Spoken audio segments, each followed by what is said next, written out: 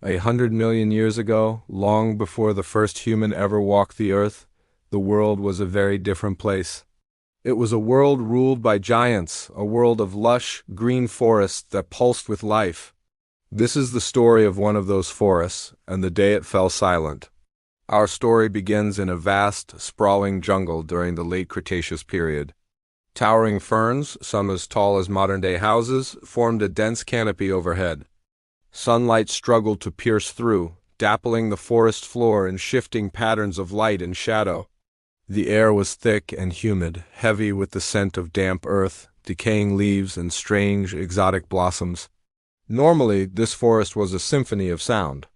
The constant hum of insects, the rustle of small creatures in the undergrowth, the distant calls of pterosaurs soaring high above, and the earth-shaking footsteps of colossal herbivores. It was a world perpetually in motion, a vibrant, chaotic orchestra of survival. But today something was wrong. An unnatural quiet had settled over the land. The usual chorus of life had faded to a mere whisper. Through this unnervingly silent world, a young ankylosaurus made its way. Let's call him Anky. Anky was not yet fully grown. His body, about the size of a large pig, was covered in bony plates or osteoderms that were still hardening. They formed a mosaic of natural armor across his back and sides, a defense that would one day make him nearly invincible to predators. At the end of his tail was the beginning of what would become a formidable club, a heavy knob of bone that could shatter the leg of a Tyrannosaurus. But for now, he was young and vulnerable. Anky ambled along, his short, sturdy legs carrying him over a carpet of fallen leaves and soft moss. Each step was accompanied by a soft clinking sound as the bony plates of his armor shifted against each other. It was a familiar, comforting sound, but today it seemed unnervingly loud in the profound stillness. He paused, his broad head low to the ground, and sniffed the air. He was searching for his favorite patch of low-growing ferns, but his senses were screaming a different message. Danger. It was a strange kind of fear. It wasn't the sharp, immediate terror of a predator's scent on the wind. He couldn't smell the musky odor of a carnosaur, nor could he hear the telltale heavy tread of a larger dinosaur. There were no warning calls from the smaller, more alert creatures that usually served as the forest's early alarm system. That was the problem? There was nothing? The absolute absence of sound was more terrifying than any roar. He felt a pressure in his chest, a primal instinct telling him to hide, to find shelter, but from what? He scanned the dense foliage with his small eyes, positioned on the sides of his wide head. He saw the gentle sway of giant cycads, their fronds unmoving in the still air. He saw the gnarled trunks of ancient conifers, their bark scarred by time. He saw nothing out of the ordinary, yet the feeling of dread only grew stronger. Even the ever-present cloud of insects that usually buzzed around his head was gone. The air was clear, sterile. Anky continued his slow, cautious journey. He was heading toward a small clearing where a stream trickled through, a place he often visited with his family herd. He hoped to find them there, to find comfort in their numbers and the reassuring presence of the larger, fully grown adults. As he moved, he noticed other subtle signs that something was amiss. A half-eaten fruit lay on the ground, abandoned mid-meal. A nest, usually bustling with chirping hatchlings, was empty and silent. The forest itself seemed to be holding its breath, waiting. Suddenly the light began to change. At first it was subtle, as if a large cloud had passed in front of the sun. The dappled patterns on the forest floor merged into a uniform, gloomy shade. But the dimming didn't stop. The world grew darker, and darker still, as if dusk had decided to arrive hours ahead of schedule.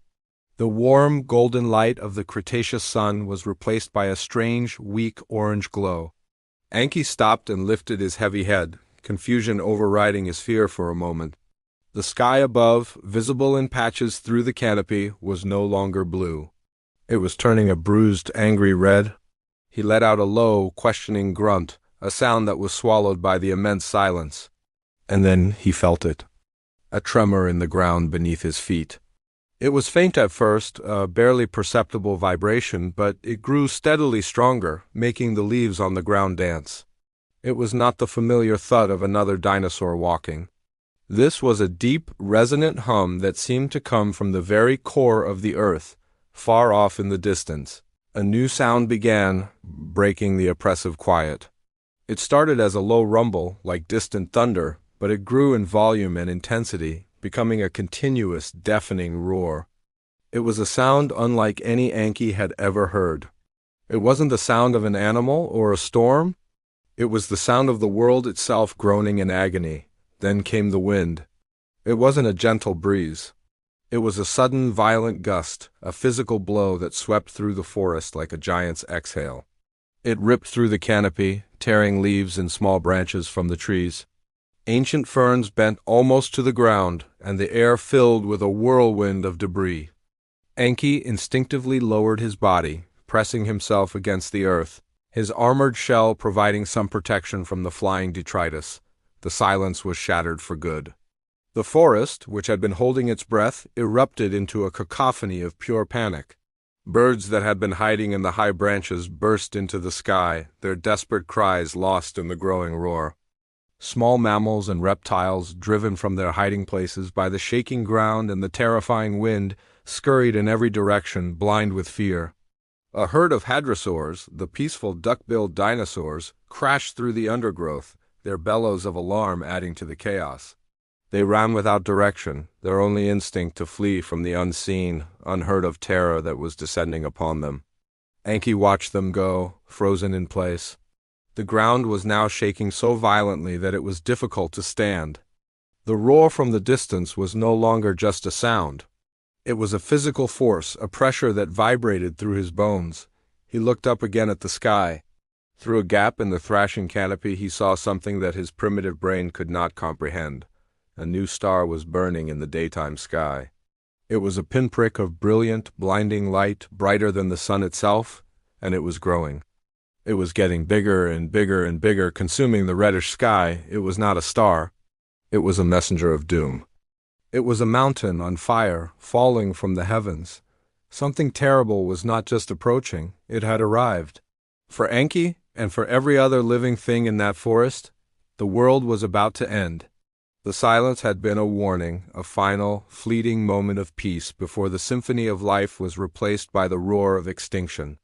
The Cretaceous period was drawing to a close, not with a whisper, but with a cataclysmic bang that would echo through the ages. The forest that went silent was about to be silenced forever. This is just one story, a glimpse into the final moments of a lost world. The impact of that asteroid 66 million years ago triggered a mass extinction event that wiped out around 75% of all species on Earth, including all non-avian dinosaurs. It was a planetary reset button, a dramatic and violent end to the age of reptiles, which ultimately paved the way for the rise of mammals and eventually us. The silence of that Cretaceous forest was the prelude to our own story. Thanks for watching. If you enjoyed this journey back in time, don't forget to like, subscribe, and hit the bell for more stories from our planet's incredible past.